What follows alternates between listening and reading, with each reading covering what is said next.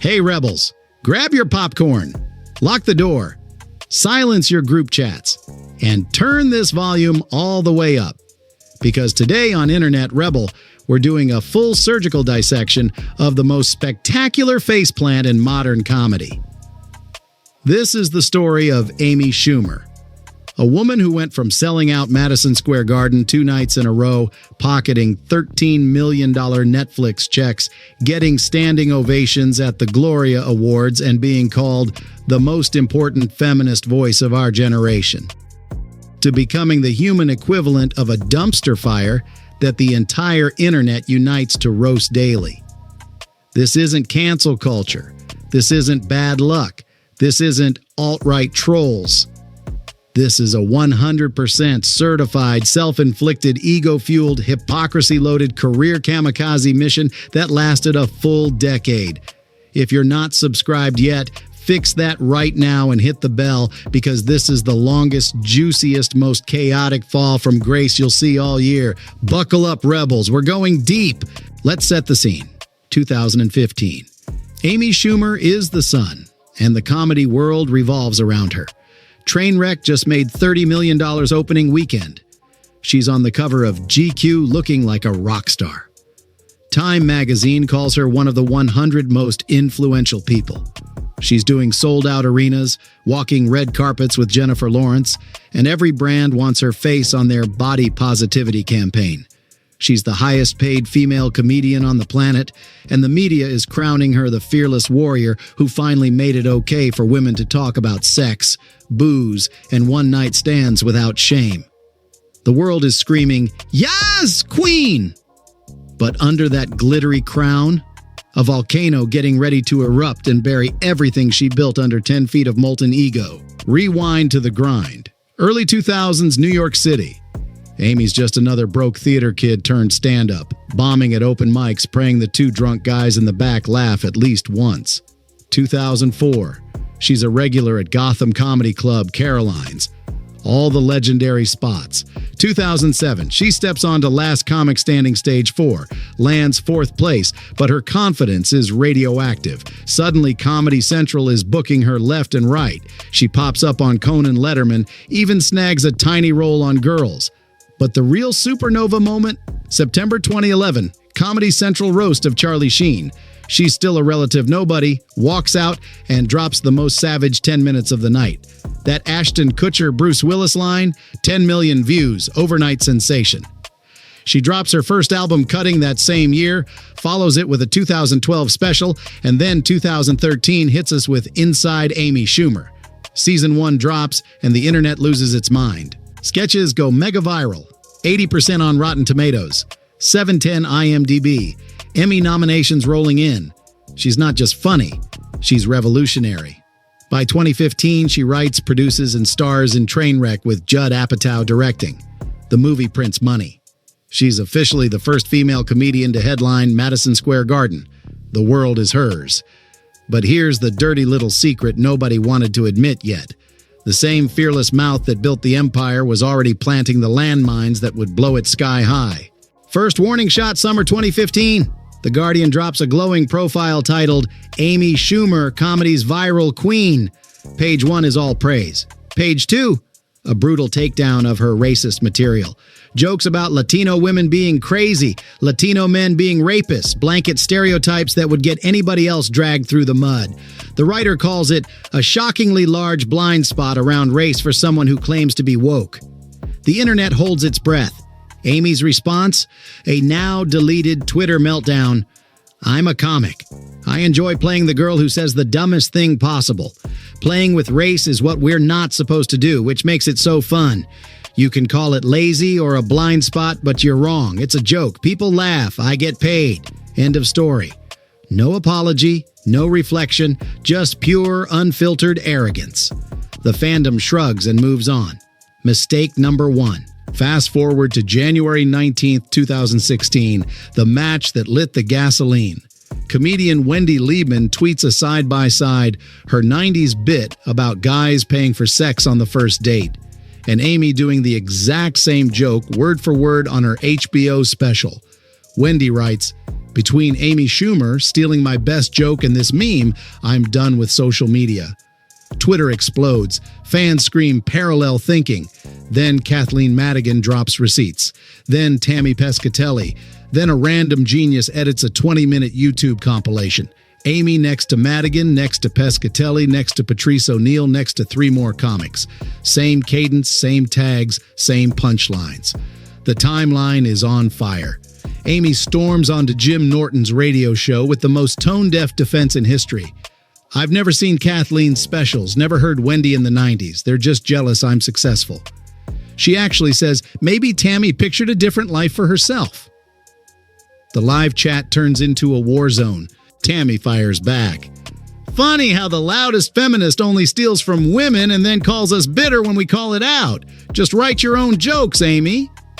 The mask isn't slipping anymore. It's shattered on the floor. Now the internet turns into Sherlock Holmes on Adderall. They dig up her 2014 Gloria Award speech. Amy on stage, drunk on her own hype, bragging about a college hookup with a guy named Matt. Quote, his eyes were unfocused. He was slurring, trying to see me from the side. Effing wasted. She laughs about how bad the sex was while he could barely stand. At the time, the crowd cheers. You go, girl! Fast forward 2 years. Same story, new lens. That's assault. The man was too drunk to consent. The same woman who wore a Believe Women shirt, who screamed loudest during MeToo, just openly confessed to doing the thing she spent years condemning. The comment sections turned into crime scene photos. She essayed him and called it empowerment. The hypocrisy is so thick you need a chainsaw to cut through it. But Amy's ego has plot armor, right? Wrong. Next scandal. Glamour magazine drops their plus-size issue. Cover stars, Ashley Graham, Melissa McCarthy, Adele, and Amy Schumer. Amy loses her entire mind on Instagram. I'm a size 6'8". Plus size is 16 plus. This could hurt young girls.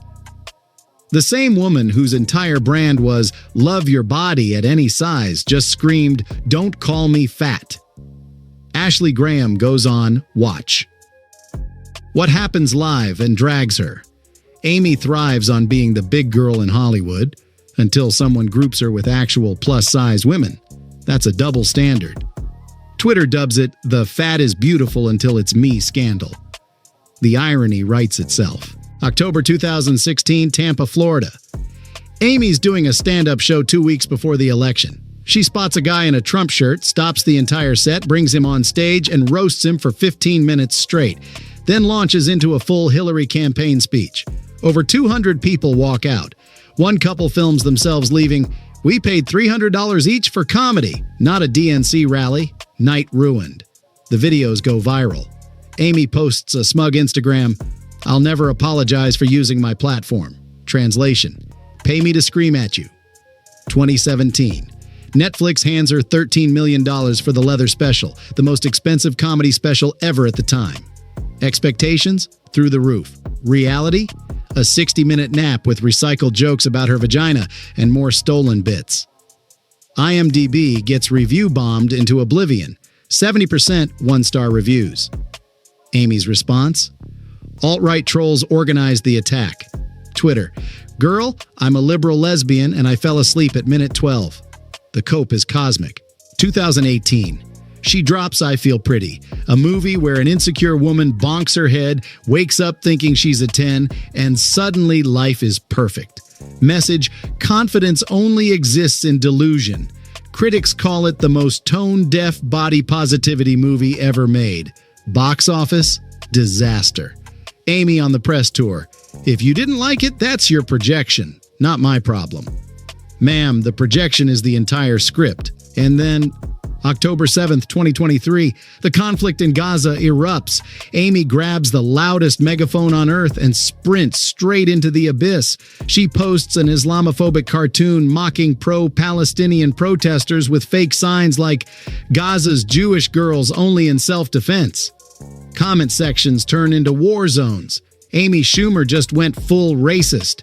She shares debunked atrocity stories, twists MLK quotes, calls critics Hamas supporters. MLK's daughter, Bernice King, personally quotes her tweet. "My father also called militarism one of the triple evils. He would demand Israel stop bombing civilians." Amy goes ghost. Actress Asia Jackson calls her out. Amy slides into her DM screaming anti-Semite while being a blonde millionaire telling a Filipino woman to imagine feeling unsafe. The internet collectively vomits. 2024. She tries a comeback with Kind of Pregnant. Trailers drop. Crickets. Opens to 12% on Rotten Tomatoes. Theaters half empty. The queen is officially dethroned. Look, rebels. This wasn't bad luck. This wasn't trolls. This wasn't the internet being mean. This was a woman who got handed the world on a silver platter and responded by smashing the platter over her own head again and again and again. Every single time she could have said, "I messed up, I'll learn," she chose war. Every time someone held up a mirror, she spat in it. She stole from women, assaulted a man on stage bragging, screamed body positivity, then cried when called plus size, lectured fans who paid to see her, bombed a $13 million special, then blamed Nazis. And when the world needed nuanciness the most, she picked bigotry over humanity. Amy Schumer didn't get canceled. She canceled herself, one arrogant, hypocritical, unaccountable meltdown at a time. And the craziest part? She still doesn't get it. She's out there right now, probably writing another victim post about how unfair life is. That, Rebels, is the longest, most chaotic, most satisfying fall from grace in comedy history. If your jaw's on the floor, smash that like button until YouTube begs for mercy. Subscribe, Internet Rebel. Turn on the bell. Join the rebellion because we expose these frauds every single week. Stay dangerous, stay awake, and I'll see you in the next one.